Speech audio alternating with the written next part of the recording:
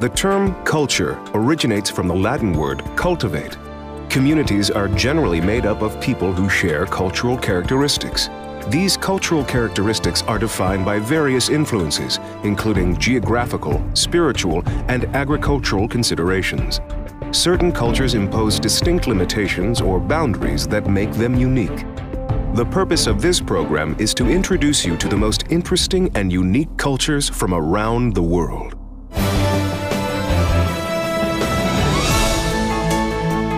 British writer Aldous Huxley once wrote, "If the world had any ends, British Honduras would certainly be one of them." It lies between Mexico and Guatemala on the northeastern coast of Central America. It's known as Belize, the name of an unforgettable place. In the second half of this episode, we will head south from the Caribbean to Argentina and Mendoza. Mendoza is well known by those that love red wine.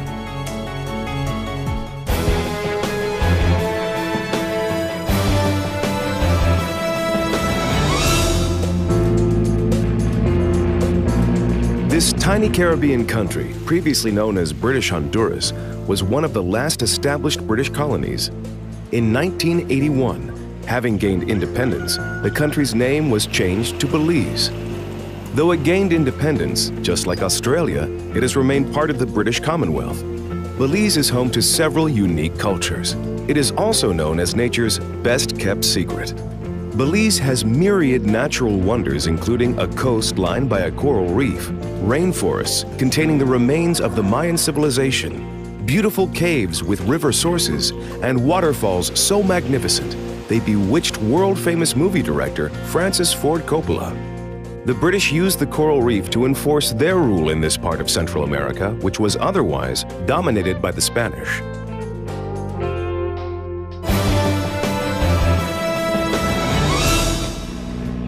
Sailing has always been dangerous here because of the number of sandbanks and atolls. While the Spaniards were afraid to venture here, British pirates were not.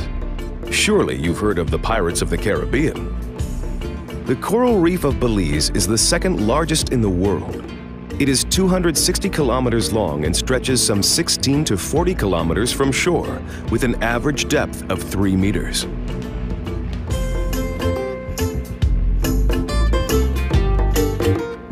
Though pirates are a thing of the past, today's life on these picturesque islands certainly isn't risk-free. For example, in 1961, Hurricane Hattie pretty much sliced the island of Cape Cocker in half.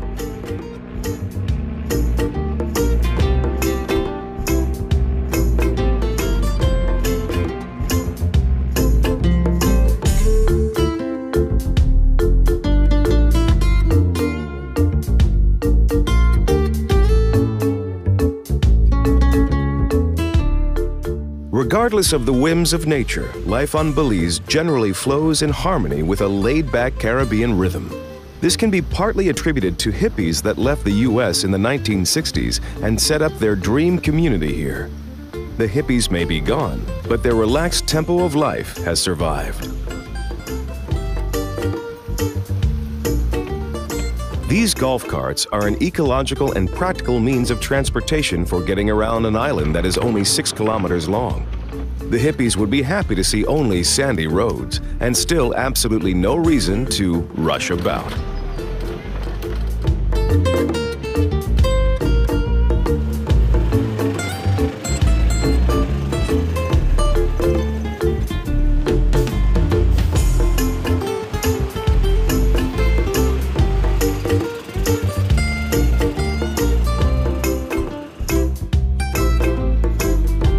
Small airplanes are just as essential for inter-island transportation.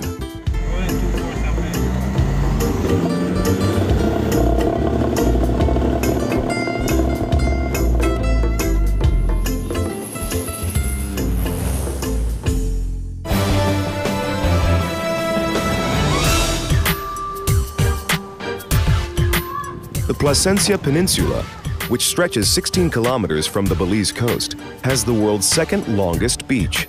It is not the only record Belize can boast.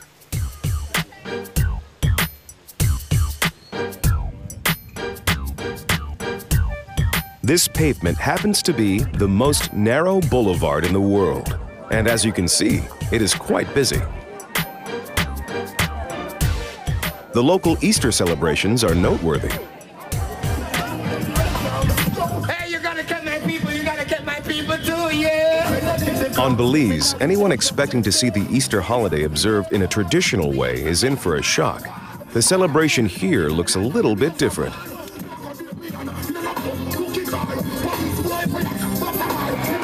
You won't find any Easter eggs or candles.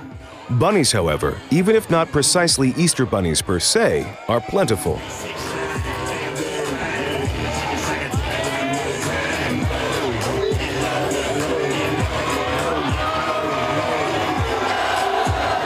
Easter on Belize will include local bikini-clad beauties participating in an uninhibited dance. The Miss Placencia beauty pageant may seem a far cry from the Christian Easter traditions, but on Belize, it is simply a part of Easter.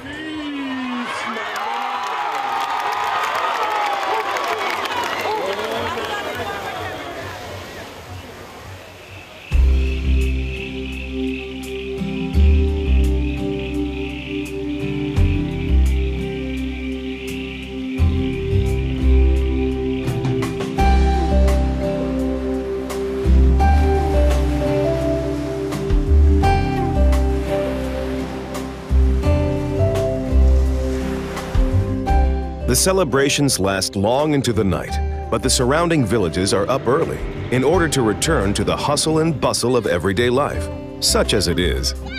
Foreigners accustomed to the frenetic pace of modern civilization may find this statement over the top because life on the island is a whole lot slower and more easygoing.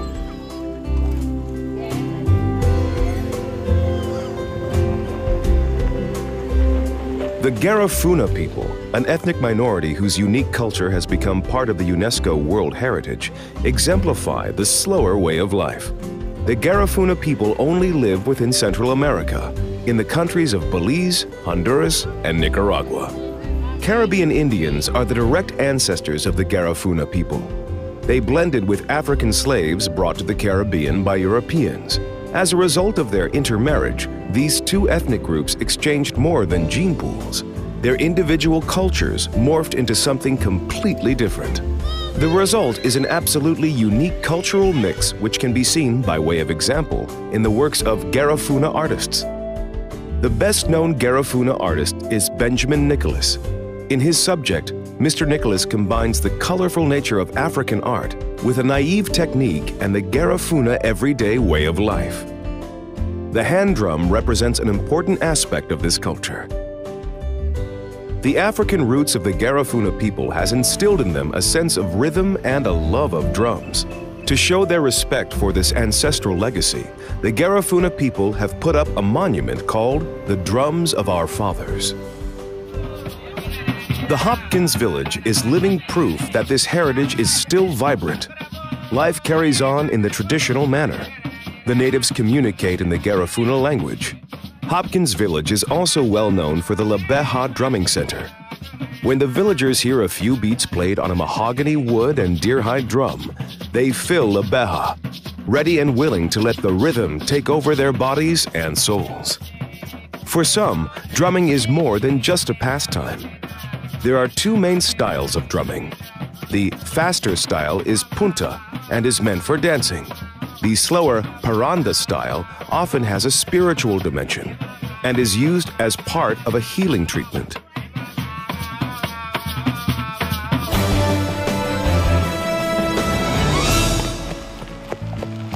This is the same continent in the same century. We are still in Belize. However, we are now in the territory of the Orthodox Anabaptist sect of Mennonites. They originally came from Europe, having first spent several centuries traveling the world. In the 1950s, the vast majority of the sect settled in this part of Belize. It is a closed, autonomous community with its own schools and churches, and lives according to a very strict set of rules. For example, they do not use electricity or cars. Their means of transport are these ancient-looking coaches.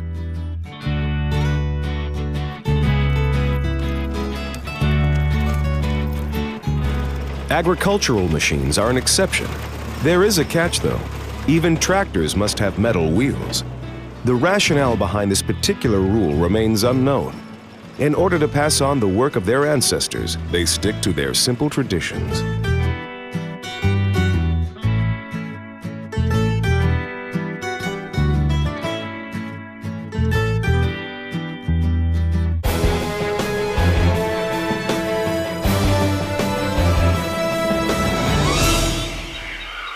Long before Belize was occupied by pirates, African Garifuna, Mennonites, or hippies, the advanced civilization of Maya ruled this land.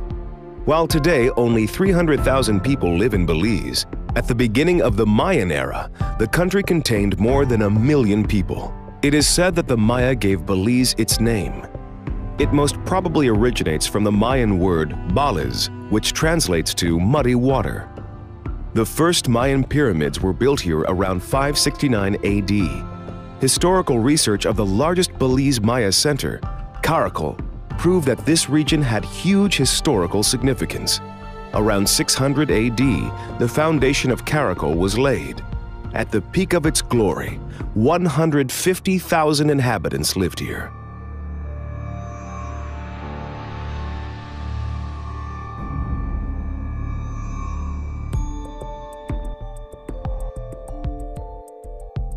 According to uncovered records, it became apparent that Caracol twice defeated the much more famous Guatemalan Tikal, which was long considered the most powerful Mayan kingdom.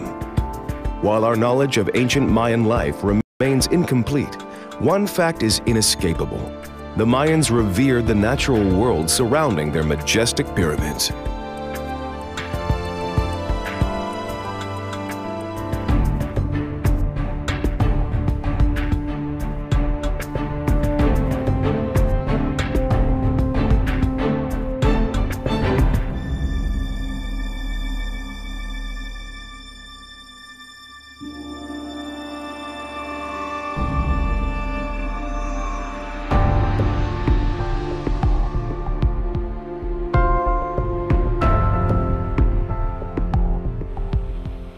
They considered caves to be the entrance to the underworld. The entire underground of the Yucatan Peninsula is a maze of cave systems where river sources are often found.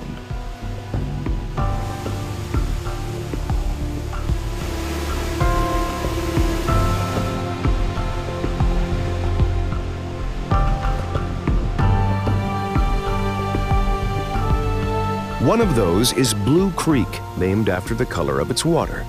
Should you walk against its current, you will encounter a breathtaking 7-kilometer passage into the depths of the earth that will also seem to take you back in time.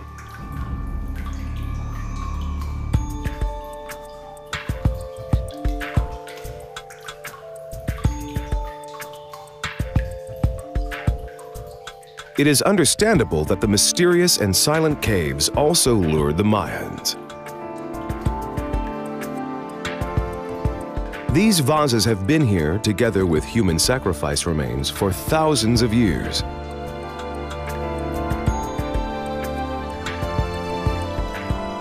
The Maya believed that caves were the abode of the god Xibalba, ruler of the underworld. Therefore, caves were used to carry out rituals as they were deemed natural temples.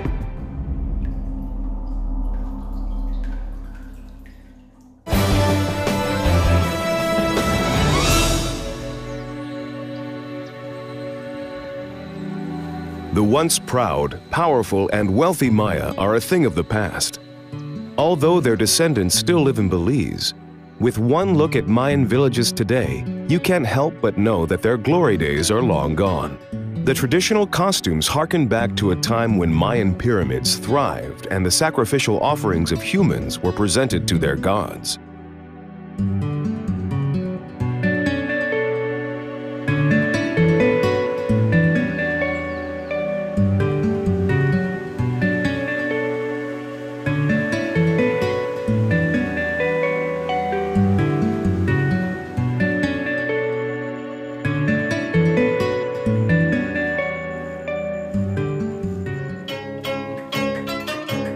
Florencio Mess plays traditional Mayan music on instruments that he builds.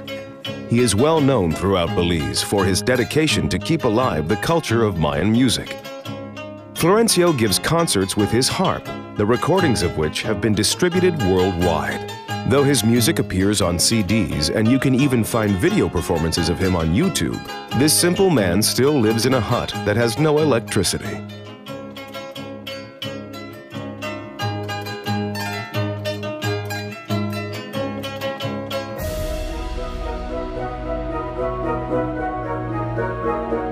It is time to leave Belize behind. We are grateful to have had the opportunity to be among the wonderful people who seek to continue to maintain such rich cultural traditions. For the balance of our time today, we shall head south to the very heart of Argentina, to the wine region of Mendoza.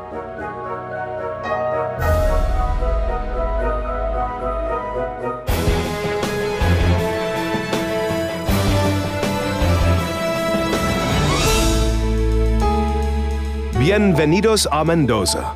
Welcome to Argentina's province of Mendoza. It is located in the middle of South America's second largest country, at the foothills of the mighty Andes. The Andes separate Mendoza from neighboring Chile. Though the climate in Chile is influenced by the humid winds from the Pacific Ocean, the weather is entirely different on the plains of Mendoza. A hot and merciless dry wind blows off the mountains. The region suffers from drought due to insufficient rainfall. Nature has a way of looking after itself. If its weather patterns were otherwise, Mendoza would have never spawned a long-standing wine-making tradition that produces excellent wines. The vineyards are coaxed into production by the skillful Mendocinos as well as the water supply from glaciers.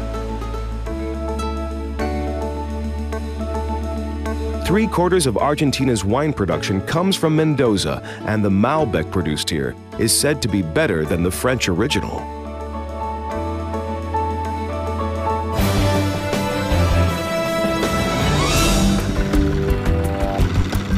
Here we are in Luján de Cuyo, the oldest wine region.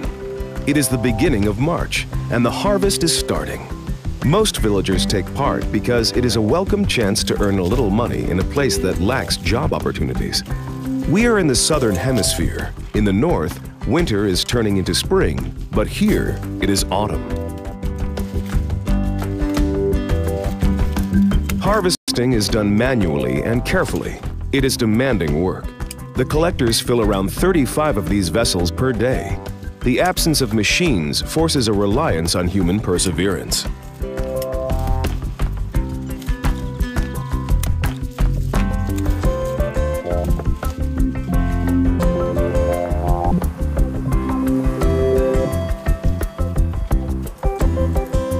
Attention! Inspection!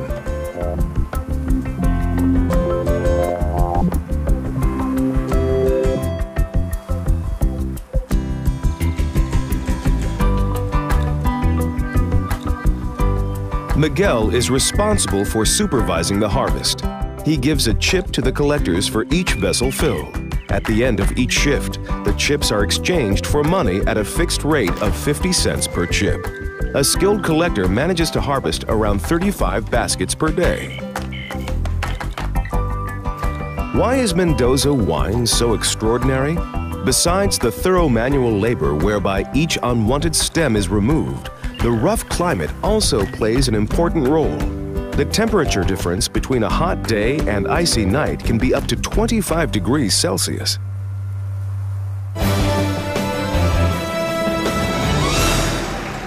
The harvest is not just a time of hard labor in the vineyard, it is also a time for traditional celebrations. The Fiesta Nacional de la Vendimia, the Grape Harvest Festival, is about to commence in Mendoza, the capital of the Mendoza region.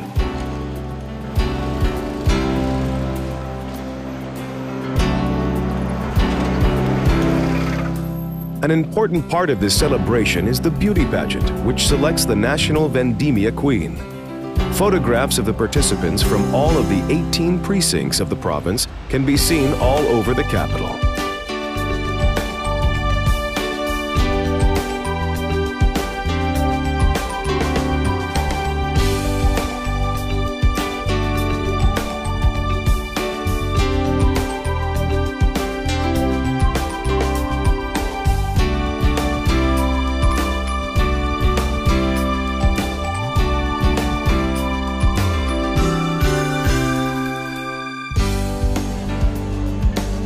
The actual celebrations commence with a procession consisting of representatives from individual precincts that work the harvest, together with their candidates for the Beauty Queen.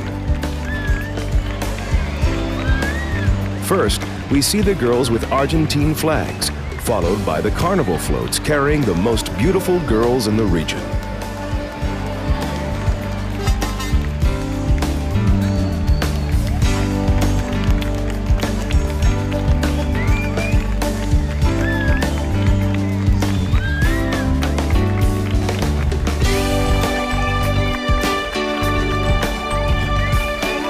All the participants show the crowd how happy they are to be there. Though some of the girls are a little self-conscious, they all wave just the same. People in the crowd attach baskets to long poles, which they hold out to the girls going by on the float. The girls then place gifts of wine and fruit from their precincts into these baskets. This all takes place on Friday evening.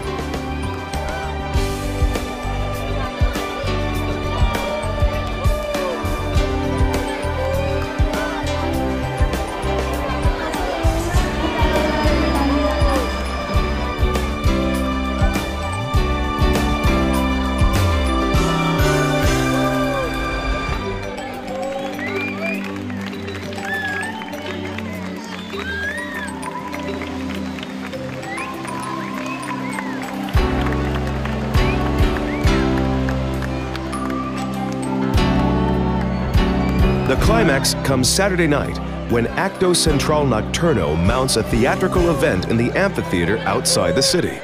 The show is completely sold out. The play consists of an ancient story that remains unchanged.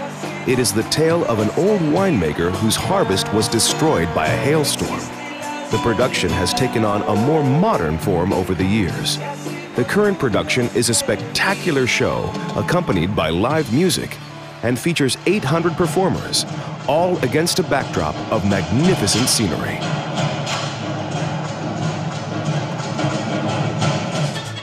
The choreography of the pests was particularly impressive this time.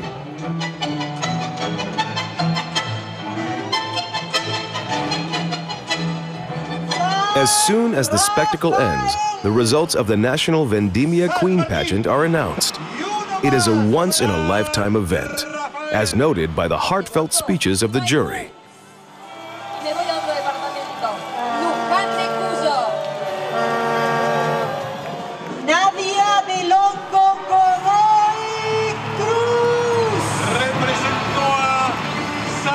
The beauty queen this year is Candela Carrasco from San Martin.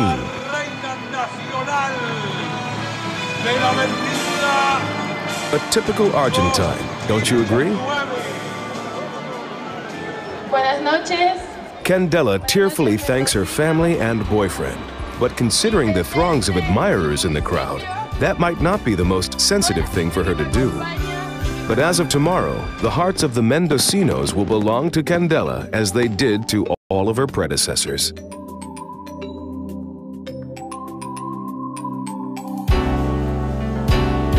This year, the harvest was good and a new beauty queen has been crowned. Let us wish to all the Mendocinos that next year's harvest will be just as successful. Arriba, Mendoza!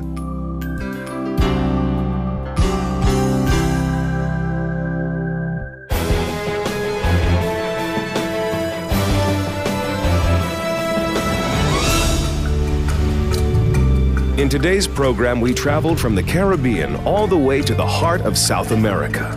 We went from Belize in Central America, where many cultures from all over the world share a relatively tiny surface area, to the open plains of Argentina with its vineyards and substantial winemaking traditions.